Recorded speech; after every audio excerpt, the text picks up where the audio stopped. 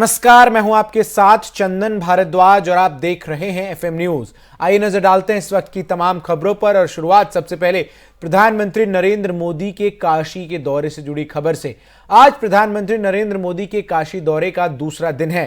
PM Modi आज काशी में उत्तर प्रदेश के मुख्यमंत्री योगी आदित्यनाथ सहित बीजेपी शासित 12 राज्यों के मुख्यमंत्रियों के साथ बैठक कर रहे हैं। पीएम मोदी आज इन सभी मुख्यमंत्रियों के साथ दिन में बैठक कर रहे हैं और उनसे उनके राज्य में कामकाज का हिसाब लेंगे।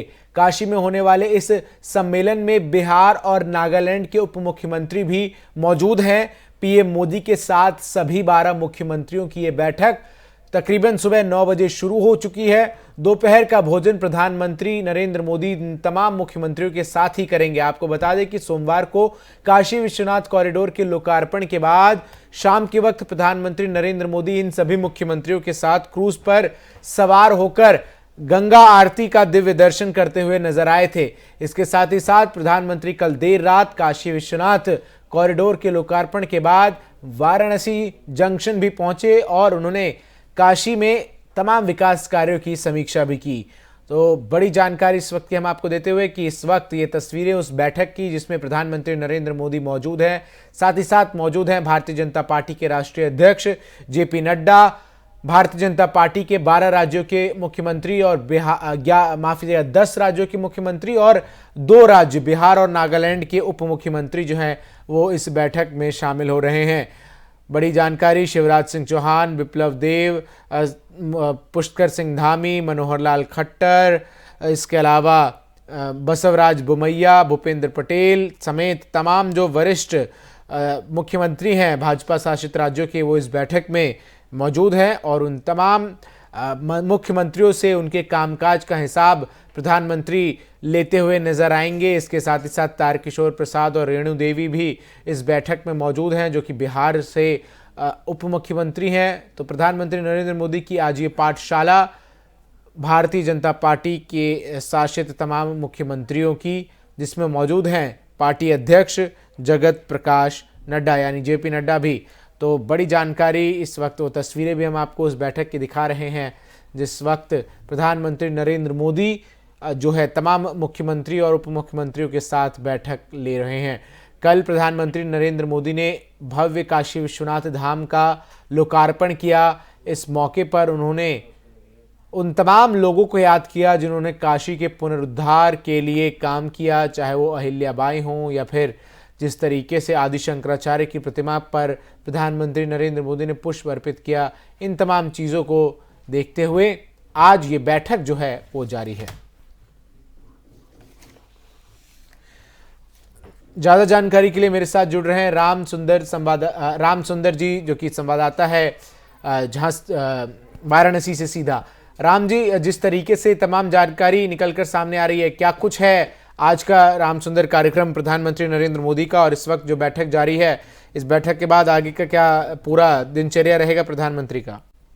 प्रधानमंत्री आज का जो दिन भर का कार्यक्रम है वो 9:30 बजे भाजपा के संगठन के साथ भी बैठक करेंगे वाराणसी में, जिसमें चुनावी मुद्दे पर चर्चा की जाएगी। उसके बाद अभी जो बैठक चल रही है मुख्यमंत्रियों के साथ चल रही है। मुख्यमंत्री की बैठक लगभग 4.5 घंटे चलेगी और इस बैठक के मुख्यमंत्री बैठक के बाद प्रधानमंत्री लगभग 2:30 बजे स्वर्वेद मंदिर उमराहा के लिए निकल जाएंगे और 4:30 बजे के लगभग वहां से निकलकर वो सीधे दिल्ली के लिए रवाना हो जाएंगे। प्रधानमंत्री का अभी तक का कार्यक्रम यही है। राम सुंदर, जिस तरीके से आपने बताया कि 4 घंटे की ये बैठक है मुख्यमंत्रियों के साथ, तो इसका एजेंडा साफ तौर पर बैठक के समय से तो यही नजर आता है कि हर प्रदेश के मुख्यमंत्रियों से कामकाज का हिसाब प्रधानमंत्री लेंगे और किस तरीके से आगामी चुनाव में उतरना है उसको लेकर भी जो गुरु मंत्र है देते नजर आएंगे। 2022 का इलेक्शन है और उसके बाद जो है सब लोगों के, चूंकि सारे लोगों को जो जवाबदेही है वो प्रधानमंत्री के प्रति है और संगठन के प्रति, इसलिए सरकार और संगठन मिलकर बैठक ले रही है। जेपी नड्डा भी बैठक में है और सभी मुख्यमंत्रियों से चर्चा की जाएगी 2022 मिशन का क्या तैयारी है और 2022 मिशन को सफल बनाने के लिए प्रधानमंत्री और राष्ट्रीय संगठन के प्रदेश अध्यक्ष, राष्ट्रीय अध्यक्ष अपने मुख्यमंत्रियों को सरकार और संगठन के बीच समन्वय बनाने के लिए एक सार्थक प्रयास कैसे हो, इस पर भी चर्चा की जाएगी। रामसुंदर, जिन 5 राज्यों में अगले साल चुनाव है उनके भी मुख्यमंत्री जो है साफ तौर पर इस बैठक में हिस्सा ले रहे हैं। प्राथमिकताओं की सूची में वो 5 राज्य सबसे अहम होंगे, खास करके उत्तर प्रदेश। हमने कल देखा मुख्यमंत्री योगी आदित्यनाथ पूरे समय प्रधानमंत्री नरेंद्र मोदी के साथ थे। देखिए, प्रधानमंत्री नरेंद्र मोदी के लिए और उत्तर प्रदेश के मुख्यमंत्री योगी आदित्यनाथ के लिए अगर 2024 जीतना है तो 2022 का जो उत्तर प्रदेश का चुनाव उसे जीतने के लिए पूरी कोशिश की जाएगी। तो उसके लिए मुख्यमंत्री योगी आदित्यनाथ लगातार जब से प्रधानमंत्री वाराणसी में लैंड किए हैं उसके बाद से लेकर प्रत्येक कार्यक्रम में योगी आदित्यनाथ साथ में प्रधानमंत्री के प्रधानमंत्री से एक एक चीज दिशा निर्देश ले रहे हैं। साथ ही यह भी जानकारी कोशिश कर विकास कार्यों को कैसे जनता के बीच ले जाया, चाहे सरकार और संगठन एक साथ काम करें ताकि जनता तक जो विकास कार्य किए गए हैं उसमें चर्चा हो, जनता में चर्चा हो, चाहे वह पूर्वांचल एक्सप्रेस रोड हो या प्रदेश एक्सप्रेस हो, विश्वनाथ कॉरिडोर हो, अयोध्या का मुद्दा हो, भारतीय जनता पार्टी काफी मथुरा और जी जी जी, ठीक है। बहुत बहुत शुक्रिया रामसुंदर मिश्रा आपका मेरे साथ जुड़कर तमाम जानकारी दर्शकों तक साझा करने के लिए। तो बड़ी जानकारी इस वक्त की रामसुंदर मिश्रा देते हुए कि प्रधानमंत्री नरेंद्र मोदी इस वक्त तकरीबन 4 घंटे जो तमाम मुख्यमंत्री हैं भारतीय जनता पार्टी के द्वारा शासित राज्यों के उनके साथ बैठक करेंगे और उसके बाद आगे वो जनसभा को भी संबोधित करेंगे और एक मंदिर भी दर्शन करेंगे। रुक करते हैं अगली खबर का। प्रधानमंत्री नरेंद्र मोदी काशी विश्वनाथ धाम के लोकार्पण के बाद वाराणसी में प्रमुख विकास कार्यों का बीती रात निरीक्षण करते हुए नजर आए। इसके लिए पीएम मोदी सोमवार आधी रात को अचानक से विश्वनाथ मंदिर पहुंच गए और फिर वहां से बनारस रेलवे स्टेशन का औचक निरीक्षण करने चले गए। पीएम मोदी रात करीब 1 बजे बनारस रेलवे स्टेशन पहुंचे। इस बीच उनके साथ सूबे के मुख्यमंत्री योगी आदित्यनाथ भी मौजूद रहे। इस दौरान सीएम योगी आदित्यनाथ और प्रधानमंत्री नरेंद्र मोदी ने वहां मौजूद यात्रियों से बातचीत भी की। इसके बाद PM Modi Bareka guest house पहुंचे। पीएम ने निरीक्षण के बाद ट्वीट कर लिखा, हमारा प्रयास है कि इस पवित्र शहर को सबसे अच्छा संभव बुनियादी ढांचा तैयार किया जाए। इससे पहले पीएम नरेंद्र मोदी कल शाम गंगा आरती में शामिल होने के बाद रात 8 बजे से लेकर 12 बजे तक क्रूज पर ही पार्टी नेताओं और बीजेपी शासित राज्यों के मुख्यमंत्रियों के साथ बैठक करते हुए नजर आए। इसके बाद वो गोदलिया के लिए रवाना हुए। इस दौरान प्रधानमंत्री नरेंद्र मोदी वहां कुछ देर तक टहलते रहे और निर्माण कार्य का मुआयना करते रहे। तो प्रधानमंत्री नरेंद्र मोदी अपने संसदीय क्षेत्र वाराणसी में हैं और बीती रात प्रधानमंत्री नरेंद्र मोदी ने औचक निरीक्षण किया। बनारस रेलवे स्टेशन पहुंचे प्रधानमंत्री नरेंद्र मोदी। इसके बाद वो काशी विश्वनाथ कॉरिडोर उससे पहले गए, वहां उन्होंने तमाम तैयारियों का जायजा लिया क्योंकि प्रधानमंत्री नरेंद्र मोदी सुबह जब लोकार्पण के लिए पहुंचे थे तब तो उन्हें इस बात का अंदाजा था कि तैयारियां भव्य हैं, लेकिन वो इस बात को भी देखना चाहते थे कि कहीं रात के वक्त उनके जाने के बाद किसी तरीके की कोई ढिलाई तो नहीं बरती गई। और इसीलिए तमाम जो काशी विश्वनाथ कॉरिडोर है उसका उन्होंने औचक निरीक्षण किया। इसके बाद वो बनारस जंक्शन पहुंचे और बनारस जंक्शन पहुंचकर उन्होंने तमाम यात्रियों से भी भेंट की और उनकी जो दिक्कतें हैं उनको सुना और जो भी उनकी एक तरीके से रेलवे और वाराणसी को लेकर सुझाव है उसको भी वो बड़ी ही गंभीरता से सुनते हुए नजर आए। तो प्रधानमंत्री नरेंद्र मोदी अपने संसदीय क्षेत्र में पूरे एक्शन मोड में नजर आ रहे हैं।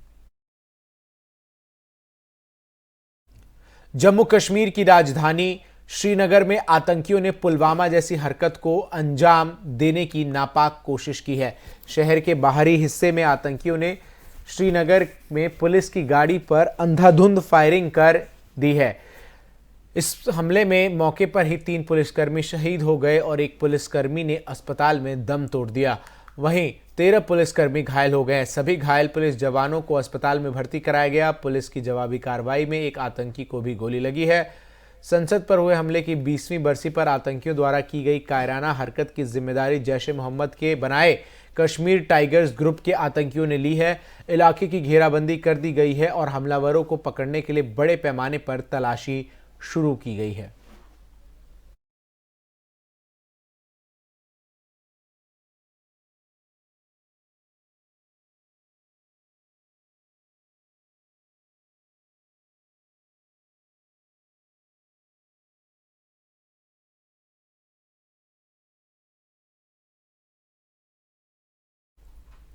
तो लगातार जिस तरीके से बीते कुछ दिनों से जम्मू कश्मीर में आतंकियों की एक तरीके से बौखलाहट देखने को मिल रही है, उसका उदाहरण कल देखने को मिला जब जम्मू कश्मीर में सुरक्षा बलों की गाड़ी पर हमला किया गया।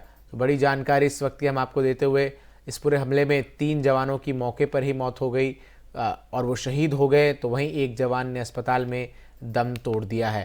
तो जिस तरीके से लगातार जम्मू कश्मीर में आतंकियों के हौसलों को पस्त करने के लिए सेना और जम्मू कश्मीर पुलिस की तरफ से ऑपरेशन चलाए जा रहे हैं, उससे बौखलाहट जो है आतंकियों के, वो अब निकलकर साफ तौर पर सामने आ रहे हैं। 5 राज्यों में चुनाव आने से पहले तमाम राजनीतिक पार्टियों ने दावों और वादों की झड़ी लगाना शुरू कर दी है। अब बसपा प्रमुख और यूपी की पूर्व मुख्यमंत्री मायावती ने पंजाब के आगामी विधानसभा चुनाव को लेकर कहा है कि सुखबीर सिंह बादल के नेतृत्व में आगामी विधानसभा चुनाव में शिरोमणि अकाली दल और बहुजन समाज पार्टी का गठबंधन पूर्ण बहुमत के साथ सत्ता में आएगा। वहीं विधानसभा चुनाव से पहले मोगा में अकाली दल और बहुजन समाज पार्टी की मोगा रैली होगी। जानकारी है कि रैली में 5 बार मुख्यमंत्री रह चुके प्रकाश सिंह बादल पर सबकी नजरें होंगी। वहीं बसपा की ओर से सतीश मिश्रा भी मौजूद रहेंगे। शिरोमणि अकाली दल ने दावा किया है कि रैली में 2 लाख लोगों की भीड़ जुटेगी। देश में कम ही ऐसी पार्टियां हैं जिन्होंने 100 वर्षों से अधिक लोगों की सेवा की है और उनमें से अकाली दल भारत की सबसे पुरानी क्षेत्रीय पार्टी है जो 100 वर्षों से पंजाब की जनता के लिए निरंतर संघर्ष करती रही है और अभी भी कर रही है। जबकि पिछले 100 वर्षों में पंजाब में कई बार राजनीतिक व सामाजिक उथल पुथल हुई है। यहाँ कई सरकारों को बर्खास्त किया गया है तथा इमरजेंसी भी लगाई गई है, लेकिन इस दौरान भी अधिकांश यहाँ अकाली दल ही पंजाब की आवाज़ बनकर खड़ा रहा है, जिसके लिए मैं श्री प्रकाश सिंह बादल जी व श्री सुखबीर सिंह बादल एवं अकाली दल के सभी लोगों को भी इस उपलब्धि के लिए हार्दिक बधाई भी देती हूँ। और आज इस मौके पर मैं ये भी बताना चाहती हूँ कि पंजाब का सदैव मेरे हृदय में विशेष स्थान रहा है। दशकों से बहुजन समाज पार्टी व पंजाब के लोगों के मजबूत रिश्ते रहे हैं और वैसे भी पंजाब मान्यवर श्री कांशीराम जी की जन्मभूमि होने के साथ ही वो महान भूमि भी है जहाँ से उन्होंने अपने जीते जी बहुजन समाज के उत्थान हेतु काफ़ी संघर्ष भी किए हैं, जिनके बताए हुए रास्तों पर चलकर ही यह हमारे कार्यकर्ता विभिन्न अन्याय व अत्याचार आदि को सहते हुए भी उनके सपनों को साकार करने में पूरे। रुक करते हैं अगली खबर का। महाराष्ट्र में शिवसेना, कांग्रेस और एनसीपी के महाअघाड़ी गठबंधन में दरार के संकेत नजर आ रहे हैं। मुख्यमंत्री उद्धव ठाकरे की पार्टी शिवसेना ने सामना के संपादकीय के जरिए कांग्रेस पर निशाना साधा है। सामना में लिखा है कि अब कांग्रेस की हालत एक जर्जर महल की तरह हो गई है। इतना ही नहीं, सामना में दावा किया गया है कि मुंबई समेत पूरे महाराष्ट्र के मुसलमान सिर्फ शिवसेना को वोट देते हैं। संपादकीय में लिखा गया है कि कांग्रेस की वर्तमान अवस्था गांव में जमींदारी गंवा चुके जर्जर महल की तरह हो गई है। ऐसा विश्लेषण शरद पवार जैसे नेता ने किया है, जिसकी वजह है कि उनकी आलोचना भी हुई। मुस्लिम और दलित मतों का भरपूर जमापूंजी जमींदारी का फल था। इन्हीं मुस्लिम दलितों की नकदी के कारण कांग्रेस का महल मजबूत और आलीशान लगता था। आज ये दोनों खनखनाते सिक्के कांग्रेस की मुट्ठी से छूट गए और उत्तर प्रदेश, बिहार, आंध्र प्रदेश, पश्चिम बंगाल जैसे बड़े राज्यों में कांग्रेस का पतन हुआ। मुंबई, महाराष्ट्र के मुसलमान खुलकर शिवसेना को समर्थन देते हैं। तो पत्र सामना के जरिए शिवसेना ने कांग्रेस पर निशाना साधते हुए साफ कहा है कि कांग्रेस जो है वो उस जर्जर महल की तरह हो चुकी है, जिसके तमाम कलपुर्जे और खंडहर जो हैं वो अब साफ तौर पर जर्जर हो चुके हैं। तो शिवसेना ने अपने मुखपत्र सामना के जरिए हमला बोला है कांग्रेस पार्टी पर। देश में कोरोना वायरस के नए वेरिएंट ओमाइक्रॉन के मामले लगातार बढ़ते जा रहे हैं। देश में लगातार बढ़ रहे मामलों ने सरकारों को अब चिंता में डाल दिया है। सोमवार को महाराष्ट्र में ओमाइक्रॉन के 2 मामले सामने आए। दोनों शख्स ने हाल ही में दुबई की यात्रा की थी। दूसरी तरफ दक्षिण अफ्रीका से गुजरात लौटा एक शख्स भी ओमाइक्रॉन से संक्रमित पाया गया है। देश में अब तक ओमाइक्रॉन से 41 लोग संक्रमित हो चुके हैं। महाराष्ट्र में ओमाइक्रॉन के 20, राजस्थान में 9, कर्नाटक में 3, गुजरात में 4, दिल्ली में 2 और केरल, आंध्र प्रदेश, चंडीगढ़ में एक मरीज सामने आए हैं। इससे पहले सोमवार को इंग्लैंड में 1339 ओमिक्रॉन के मामले सामने आए थे, जिसके बाद London school of hygiene and tropical medicine के वैज्ञानिकों ने चेतावनी जारी करते हुए इंग्लैंड सरकार को आगाह किया है। शोधकर्ताओं का कहना है कि अगर देश में कड़े कदम नहीं उठाए गए तो अगले 5 महीनों में देश में ओमाइक्रॉन से 25,000 से लेकर 75,000 तक लोगों की मौत हो सकती है। आपको बता दें कि ओमाइक्रॉन वेरिएंट दक्षिण अफ्रीका में सबसे पहले पाया गया था।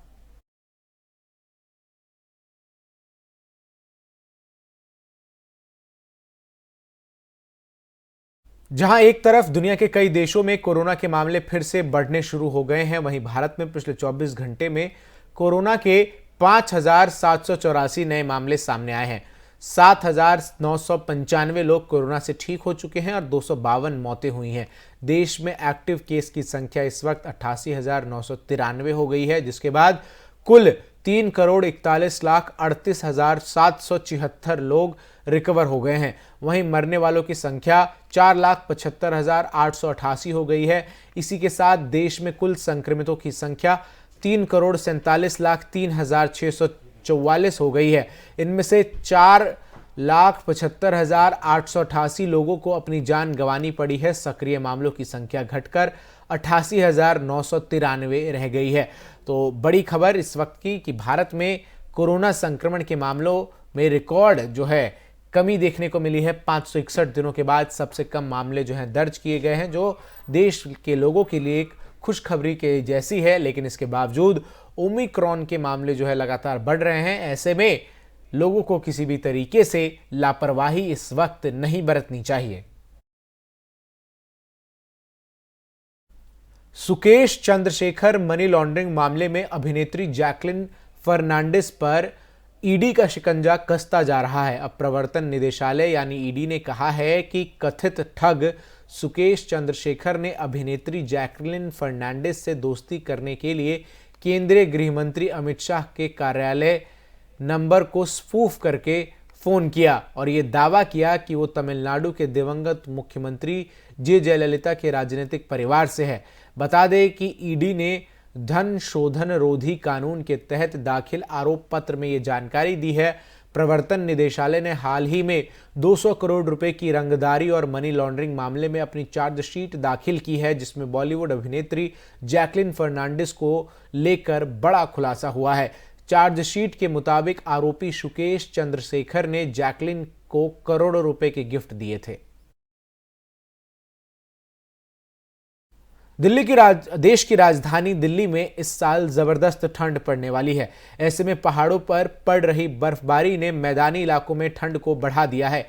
इस दौरान रविवार को भी और सोमवार को भी अधिकतम और न्यूनतम तापमान में गिरावट देखने को मिली। ऐसे में धूप न होने के कारण दिन भर ठंड का एहसास होता रहा। वहीं सोमवार को अधिकतम तापमान सामान्य से 1 डिग्री कम 22.4 और न्यूनतम तापमान सामान्य से 2 डिग्री कम 6.6 डिग्री सेल्सियस दर्ज किया गया।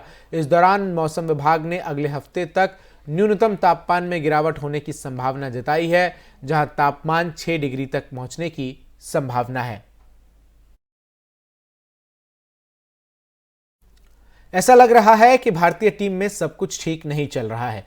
टीम इंडिया के 2 दिग्गज एक साथ नहीं खेल पा रहे हैं। पहले टेस्ट टीम के उप कप्तान रोहित शर्मा चोटिल होने के कारण दक्षिण अफ्रीका में टेस्ट सीरीज से बाहर हो गए, तो अब वहीं विराट कोहली ने वनडे सीरीज से अपना नाम वापस ले लिया है। ये तब हुआ जब बीसीसीआई ने विराट कोहली को वनडे की कप्तानी से हटाकर रोहित शर्मा को कप्तान बनाया है। विराट कोहली ने बोर्ड को बताया कि 11 जनवरी को उनकी बेटी वामिका का पहला बर्थडे है और वो उसे अपने परिवार के साथ मनाना चाहते हैं। भारत और दक्षिण अफ्रीका के बीच तीसरा टेस्ट 11 जनवरी को ही खेला जाएगा और ये विराट कोहली का 100वां टेस्ट होगा। इसीलिए टेस्ट के बाद विराट वनडे सीरीज से आराम चाहते हैं ताकि वो अपने परिवार के साथ वक्त बिता सकें। फिलहाल के लिए तमाम खबरों में बस इतना ही। देश और दुनिया की तमाम खबरों के लिए देखते रहिए FM न्यूज़।